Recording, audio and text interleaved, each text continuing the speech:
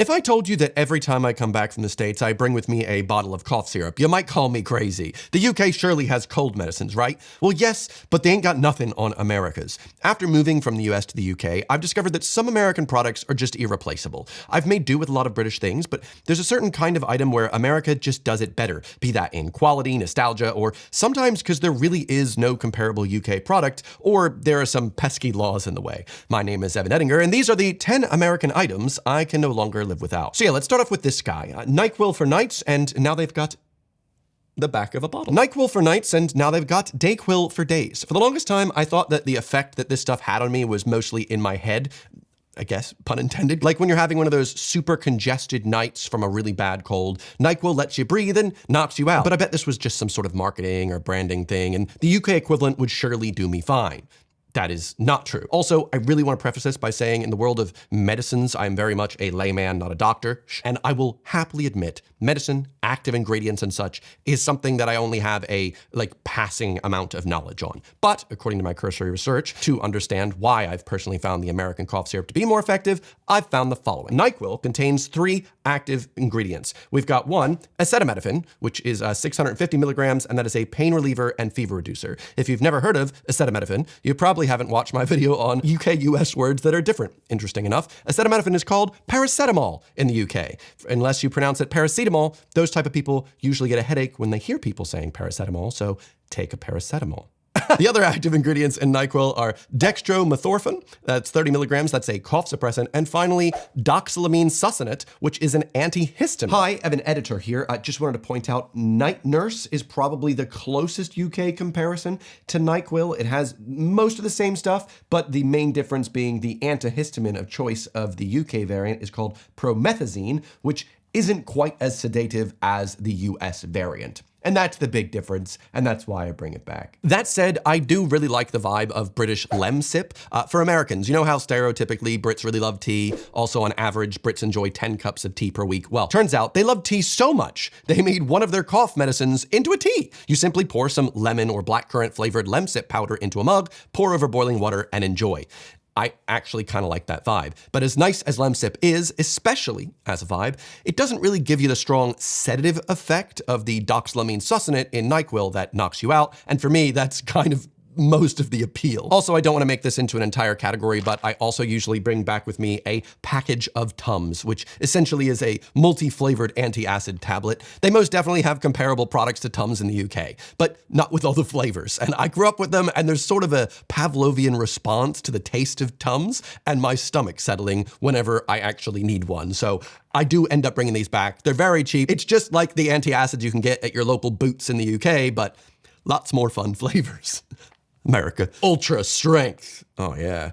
Goes to work in seconds. Good stuff. It's pretty much just calcium carbonate. But to get all the medicinal stuff out of the way first, this next one will probably come as no surprise to anyone, but the main thing I always bring back from the States, every single trip, is melatonin, the sleeping aid. In the UK, to get your hands on melatonin, it is just so much more fast. First, it's classed as a prescription-only medication, which means that if I want some, I have to book an appointment with my GP, which is its own can of worms, and then convince them that not only do I have problems sleeping, but I'd like the fix to be melatonin. And anytime you try and ask a GP here for very specific medication, they rightfully get pretty sus. But in the US, melatonin is as common as vitamin C tablets. You can stroll into any pharmacy, supermarket, sometimes even gas stations, and find it there just sitting on the shelf. It's considered a dietary supplement over there, which means it's regulated more like a food than a drug. The FDA doesn't scrutinize it as heavily, nor do they scrutinize pretty much anything unless some lobby is paying them to. So it's readily available for anyone who feels like they need some help adjusting their sleep cycle. Why the difference?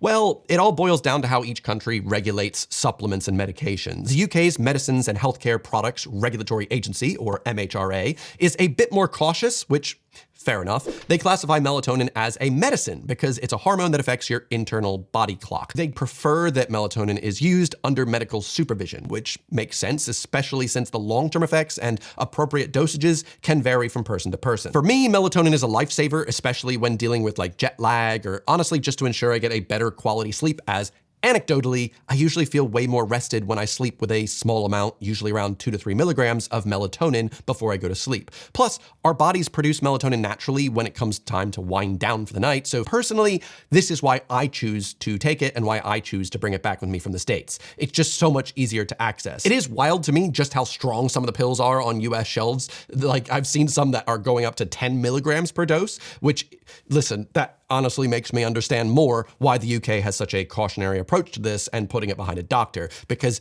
like I said, everybody is different. So someone taking 2, someone taking 10, you really should be talking to a doctor and probably not a YouTuber before you make a decision like taking something like melatonin. Ask your doctor for more information. But now let's leave the medicines behind. The food section is coming up in a bit. This candle here smells like home to me, but the company that makes it doesn't even allow you to place an order if you have a UK address. Well, at least if you want this specific candle. They make you use the brand new UK website, which I'm thankful exists, sure, but they only offer Christmas candles pretty much all year round and a few other candle scents, rather than their whole library. That's not what I want. I want sweater weather. I want all the different seasonal candles. God. Such an American problem. I want more choice in this one specific category. This is just one of the many items that I actually have to bring back from the States anytime I visit. Now, obviously there are a lot of scented candles in the UK, but they all suffer from the same flaws. One, they're never really that strong, and two, there just aren't that many options. If you'd seen my video comparing US and UK supermarkets, you'd know that, well, America does love providing 50 different kinds of the same item, whether that be different Oreo flavors or, in this case, candles. Yankee candles also exist in the UK in a limited capacity, but I've never really cared for them that much as the smell doesn't last, and I just don't really like the scents that they offer. And yeah, in the past few years, we've had Bath Bodyworks. They've begun operating in the UK, albeit out of a small corner of a next store with incredibly limited offerings, but it's still better. My favorites of their scents are usually their fall ones, with sweater weather, flannel, and pumpkin apple being my top tier. I love lighting fresh balsam after Thanksgiving, so the whole house smells like a Christmas tree. Fresh cotton's my favorite one for summer, and in spring, I usually have a couple of their floral candles. But the thing is, you can usually only find these seasonal scents if you go during that season, which makes acquiring these candles in the UK quite a bit more difficult. When I was in the US recently to film my multiple videos from New Jersey and around Chicago and whatnot, I ended up picking up the same scented candle but in hand sanitizer form, which I keep in my backpack, and I love it so much. This was like $1, and now anytime I want to like clean my hands, I've got this like bubble of one of my favorite scents all around me. I let my friend use it the other day and he went, "My hands just smell like your room now." I'm okay with that. Obviously, Britain has access to scented candles. I just think that none of them at all compare to Bath Body Works candles in terms of the strength, in terms of the options, in terms of the actual scent quality. It's just better. And that's why I bring it back. On the topic of smells though, this is a quick one. If you walk into any Walgreens, which is an American pharmacy brand, I swear there will be an entire wall of different deodorants. As I grew up in the States, I grew up accustomed to certain brands and certain smells, and I'd always been a big fan of Old Spice deodorants and antiperspirants. The brand does have a small presence in the UK, but as with most things, nowhere near the level that they have in the US. So this is just one of those extra things I like picking up when I'm over there. Doesn't necessarily mean I always get the same scent. It's just, oh, I'll get one of those Old Spice antiperspirants. The UK, I feel like you got like 2 or 3 options, and the US is like 2 or 3 shelves. Some things, I like life to be easier in the UK without the options, specifically when it comes to groceries. Other things, I'm like, let me smell everything possible and then choose which one I fancy. But if you end up looking up any of the next items I talk about, you might have some targeted ads follow you around the web.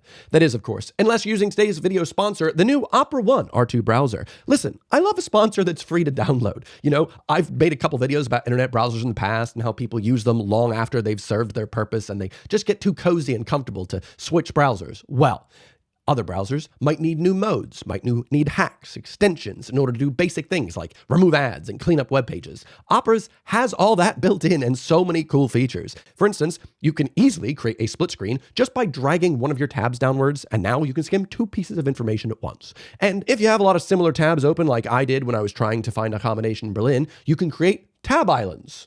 If only I was going to an island destination as opposed to Berlin, but tab islands allow you to group similar tabs together, making it easier to stay organized. You can simply expand or collapse your tab islands whenever you need. Plus, there's loads of customization. You can really go wild setting your own theme to fit your mood. I went for this basic ombre because I like that it moves in the background a little bit. And if you haven't noticed in the corner there's also a player built into the browser that allows me to listen to my Spotify music, and I can also move it around wherever I want. I can even take it out of the browser. I don't know how this works, but it's just so futuristic looking. Plus, they've got their AI, Aria, right into the browser so you can ask it questions, get things sorted without having any extra apps necessary. Opera described their new browser, the Opera One R2 browser, as a truly modern browsing experience, and that is honestly how it feels. It's just really, really sleek. So if you'd like to give the new Opera One R2 browser a whirl, be sure to click my link in the description to experience the future. Thanks to Opera for sponsoring. Now let me talk about this. You don't have to have watched my channel for long to know I really like a good flannel. In the UK, the word flannel often refers to a small washcloth, usually for washing your face. So finding a good flannel is surprisingly not that easy to do here. This is a flannel shirt from LL Bean. LL Bean is one of those American companies that's been around for ages, that's known for focusing more on quality and longevity of their products. A big buy it for life brand. They sell flannels, cashmere scarves, their iconic duck boots, camping supplies, fishing stuff, basically a lot of outdoorsy things as well. There really isn't a one-to-one UK equivalent brand, but I'd say in terms of like quality and scope, the closest is probably John Lewis. I like the thicker flannels for cool days. I like their thinner flannels for warm days, and my favorite one is for their coldest days, and it's their fleece-lined flannel, which is like a shirt jacket that's so unbelievably warm and even has hidden little pockets. So that's probably why you saw me wearing that a lot in the last couple months. It's such a good versatile piece of clothing. LL Bean is a company with practically no presence in the UK market. Though they do have a UK website, the prices are almost always a lot more expensive. You gotta pay for shipping, gotta pay for VAT. There's never really any sales, but that's what you get when you wanna buy an American company. I've never seen anyone over here actually have any LL Bean. It's just like me. I'm the LL Bean guy, but that's okay. That's one of the reasons why I specifically bring it over. It's just something I really like. Before I switched to linen bedding in my bedroom, every bedding set I've owned for the last 6 or 7 years has been a crisp cotton percale set from LL Bean, or their super cozy flannel set. When I got a larger bed at my new place, I tried going for a flannel sheet set from posh UK brand M&S, but the quality was so far away from the quality of LL Bean that I opted to just stick with the linen set for the time being. I just really can't find that good of a flannel brushed cotton stuff here in the UK, and that's why I import it. I find it important. Dumb. Obvious joke. Now, cast iron skillets, as we know them in America, aren't nearly as popular in the UK. They do, of course, exist, but most that I've found in the UK are usually enameled, so a different product entirely and usually significantly more expensive. Lodge is a manufacturer of cast iron skillets based in Tennessee since 1896, and they are by and large the most popular and trusted brand of cast iron skillet in the States. Many reasons being, they've been making the same consistently high quality skillets from 100 years ago to now. Many American families will have different Lodge skillets across different generations, one from the 1920s, 1980s, 2010s. Yet again, they're just a buy-it-for-life item. Despite this, they also continually keep their skillets affordable, with them being firmly in the lowest price bracket for cast iron skillets. Buying a brand new 12-incher in the States is like $25 at Walmart and will last you a lifetime. The variant I have is a black lock one because it's 25% lighter, but it is a bit more costly. I'll put links in the description if you're interested. I also use the Lodge cast iron combo cooker whenever I want to make a sourdough, and I use this one all the time. It's a very simple, lightweight cast iron pan for making homemade pancakes. Really, if you've never made pancakes using a cast iron, there's just so much better flavor, texture. There's yum, yum, yum. It creates more craggly bits. Like, I personally enjoy cast iron pancakes a lot more because it's not uniform, it's not smooth. You get lots of different texture in the pancake and it feels so much more wholesome. Plus, if you know how to season your cast iron correctly, these things are naturally non-stick and they imbue everything you cook with a little bit of extra flavor. Yes, I do clean my cast iron. I just do it the right way. I like cast iron because the way it cooks meats, and also because the fact that I treat it well, which means it's naturally non-stick, and I just really like the vibes. Like I said, a lot of this is, yeah, you can get this one in the UK, but... And now the food section. As much as I've been really enjoying eating healthily the last few years and naturally avoiding a lot of ultra-processed foods, there is one mistress I do always come back to. American breakfast cereal. This is one category where you really cannot get the same thing in the UK. Thanks to important regulations, UK cereals are nowhere near as sugary or wild. A lot of American cereals do contain significantly more sugar compared to their UK counterparts, and then some. This is partially due to different food labeling and regulatory practices, a topic of which I'm making a future video on, hopefully in 2025. In the UK, stricter regulations under the Food Information Regulations 2014 and other EU influence policies limit the amount of added sugar in breakfast cereals and how they're marketed. Foods that exceed certain sugar levels can't legally be labeled as breakfast cereal, otherwise they'd fall under dessert or confectionery categories, depending on the product. Now, as much as the American side in me wants to be like, just let me choose what I want to put in my body, I do fully support this law and the other law that heavily restricts how these companies can advertise to children, but maybe that's a topic for, yet again, another video. After making my video ranking UK and US cereals a few years back, I honestly sort of went off of US cereals and cereal in general, just because I realized how bad the energy that I got from them was. Not like vibes energy, but actual like body energy. Turns out I learned an obvious thing that most people probably learned when they were like, I don't know, 12. No, I don't think people learned that at 12. Most of my childhood, most of my college years, even when I graduated and still lived in the States, those days where I started with these sugary cereals, I didn't have as much energy. I'd crash when I'd be running and I'd just run out of energy and be like, what the heck is going on? And I realized maybe this diet that I had had since, being a kid of starting every day with cereal, and if I was still hungry, more cereal. In fact, I would have 2 to 3 bowls of cereal every day for breakfast. Turns out that's not that good. Turns out that's not actually that good energy, and yeah, it was not going to be good for what my body actually needed. But there's so many nice American cereals that are such like an experience that now I mostly only ever have them when I visit the States, because it's really difficult to get them in the UK, not 20 quid a box or something. And the one that I like the most these days, it's like Crunchy Nut, but better. So it's not one of the like crazier ones like Cap'n Crunch or Cinnamon Toast Crunch or Lucky Charms or any of those. It's just a simple one that I don't even have for breakfast now. Sometimes if I just want a little snack, I'll have a small bowl of cereal in the evening. It's a nice healthy relationship I have with it. Part of your balanced whatever. But I do still bring it back from the States because I can't get that here. I can't get the specific thing, and UK cereals are boring for the right reasons. Sorry, Weetabix. I actually don't hate Weetabix anymore. Living in the UK made my palate more bland. I moved here and I was like, beans on toast? Now I'm like, beans on toast? Weetabix. Weetabix? Now, when I first moved to the UK, I honestly couldn't imagine ever making pancakes without a box of Bisquick. In fact, if you watched my UK versus US pancakes video from many years ago, you'll see that's how I did it. A box of Bisquick. That was just how my family made pancakes, and most of my American friends were the same. Bisquick is how you made pancakes. When I found out that Brits use flour and baking soda, I was so surprised at the idea one could make pancakes without Bisquick. It just felt like a foreign concept to me. Like, yeah, sure, you could use flour and baking soda, but this isn't the 1800s anymore, you can make pancakes using Bisquick. They found the best way of making pancakes. Not really. Stupid Evan, stupid Evan. It turns out, you can actually make better pancakes without using Bisquick. So, it took me some time, but I got into a nice recipe. I made cast iron pancakes using flour, baking soda, the works buttermilk as well. And yeah, it's better than the prepackaged box. Who would have guessed? But one easy box of mix that I haven't been able to shake is Jiffy Cornbread mix. Cornbread is one of my all-time favorite foods, and it's incredibly rare to find in the UK outside of an American-themed restaurant. And I know that I could definitely make a killer batch of homemade cornbread to satisfy my desire, similar to the pancakes, but these little boxes of Jiffy are just so fast and so convenient to get what I want that I always end up bringing a couple back. I mean, all you really gotta do is add a little milk, a little egg, and this package, and then you got some cornbread. And it's the specific flavor of cornbread that I just appreciate. Also, during my road trip of the Midwest a month back, I ended up stopping by a Culver's to try a frozen custard in a place called Chelsea, Michigan to snap this pic. Just was really blown away with the size of this flag. It turns out that area, Chelsea, Michigan, is where Jiffy is from. I thought that was pretty cool. What are the chances of that? Obviously, a lot of things that I bring back from the States are things that I grew up with that give me a sense of nostalgia, but this next item I do feel like might repulse quite a few Brits, and that is American peanut butter. But let me soften the blow a bit. You know how beans on toast is supposed to taste, right? Like run-of-the-mill bread, Heinz or Branston beans on top. Have you ever had posh beans on toast where it's on artisan sourdough and 5 beans and yet an egg from around Yorkshire? It doesn't quite taste like what you're expecting because you're expecting a comforting adequateness.